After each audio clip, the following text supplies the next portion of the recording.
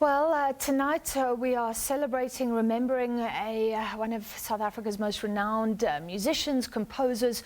Professor Mzilikazi Khumalo was part of the committee that amalgamated Nkosi Sikelel Afrika with Distempt to form the post-apartheid South African national anthem.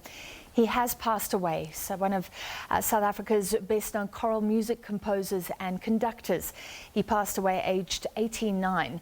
Now, in addition to being on the committee that created Democratic South Africa's new national anthem, Professor Khumalo also helped put together the first Zulu opera, Princess Makgokgo Kadinozulu. It was an opera showcasing the work written by the princess, who was also the mother of Prince Mangosuthu Buthelezi. A close relative of Professor Khumalo confirmed his passing and said that the beloved classical music conductor and composer had not been well for some time. Well, we are now joined by Professor Mzilikazi Khumalo's son, Diliza Khumalo. Mr. Khumalo, thank you for being with us. Our condolences for your loss. You don't have to give us all the details, but I guess it's been a very tough day for your family. Can you give us any sense of timeline of how he was in the last few weeks, for example? Yeah, thank you very much for the opportunity to share this with the nation, because I believe that my dad belonged to the nation. He belonged to the fraternity of music, but he was also an accomplished academic. He had been ill for a while now, and his biggest challenge was diabetes, and it was the complications of diabetes that eventually took his life. And he passed away after 12, but was certified at 2:30. And we, as a family, we've really lost a pillar, because he was the pillar of the family.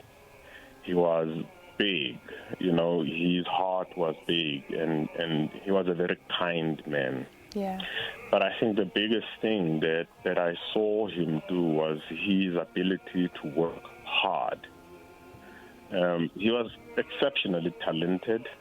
In many ways, he was smart, but he worked very, very hard. You know, he woke up very early. It was a usual thing for him to be awake at 3:30 in the morning. Sure. It was standard, basically. And he would be doing his work then up until the time when he goes to his other work.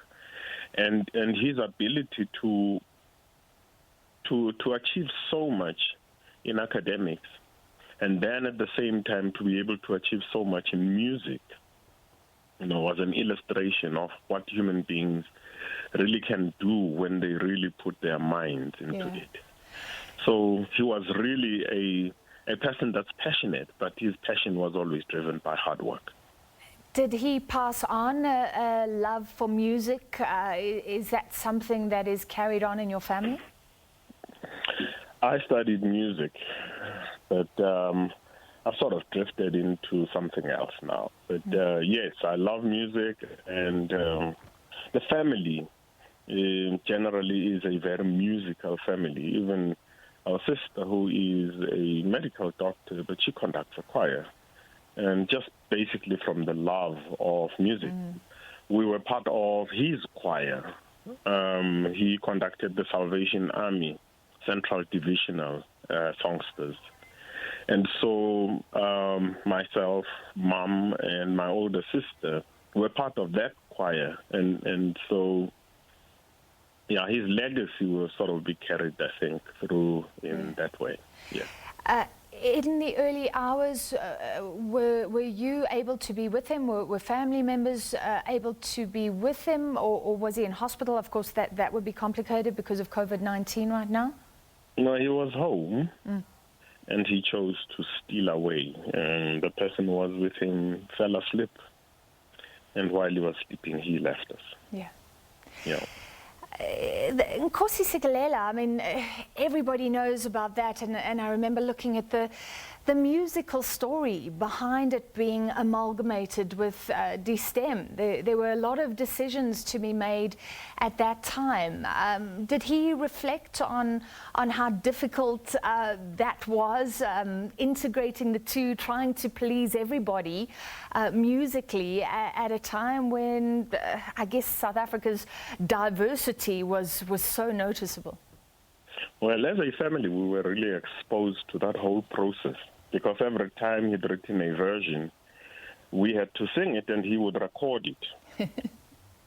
And so, yes, we ended up knowing all the different versions that he went through, particularly the bridge. You know, there's this transition that says, South Africa. Yes. He was quite excited the day he had worked it out and said, well, just with this bridge, we can move from Nkosi Sikelel to the stem. Wonderful. Okay, so we can thank you too as well for our national anthem as singers, helping your father.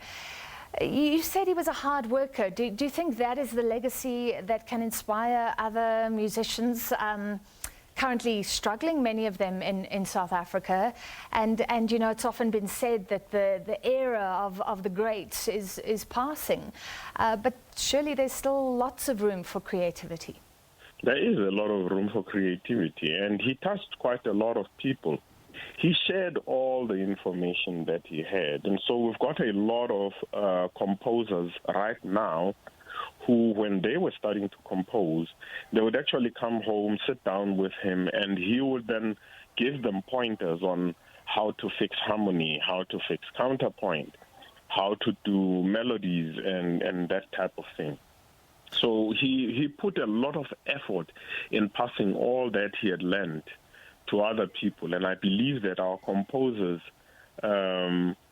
it's actually showing in quite a lot of the music of our nowadays composers. Yeah, that's lovely. So thank you for sharing your remembrances after, I'm sure it's been a horrible day. Can you give us any details? Will South Africa be able to mourn him? Any details on services to come, or are you not thinking about that yet?